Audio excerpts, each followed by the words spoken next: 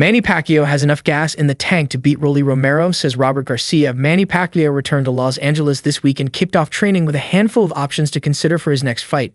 It could be a rematch against Floyd Mayweather, an exhibition against Vasiliy Lomachenko, or a title fight against WBA welterweight champion Rolando Romero. Plans are currently up in the air for Pacquiao, who'll be 47 by the time he enters the ring again in 2026. The 46-year-old Pacquiao, 62-83, 39 coast, returned from a 4-year retirement in July and gave a solid account of himself against WBC champion Mario Barrios. While most observers believe the Hall of Fame fighter did enough to win, the judges saw it differently and scored the contest a majority draw. Robert Garcia, the ring's 2024 Trainer of the Year, had 2 cracks at trying to beat Pacquiao during his heyday and came up unsuccessful both times with Antonio Margarito, UD12 in 2010, and Brandon Rios, UD12 in 2013.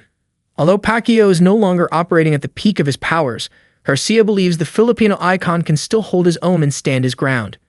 Maybe he doesn't have a lot of gas left in the tank anymore, but he has enough gas to compete against guys like Barrios or Rolly, Garcia told the ring. Rolly is the perfect fight for him. Next to Barrios, people think Rolly is the one who shouldn't be too difficult. It sucks to say it because Barrios is a really good person and a nice kid, but they picked Barrios in July because they thought he was the easiest champion from the 147-pound division.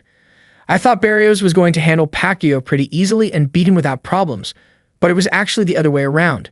Most people thought that Pacquiao pulled it off. With that in itself, it was a win for Manny. If he were to get destroyed and beaten, then it should have been an obvious retirement. But he's now in a position for another huge fight to challenge for another world title.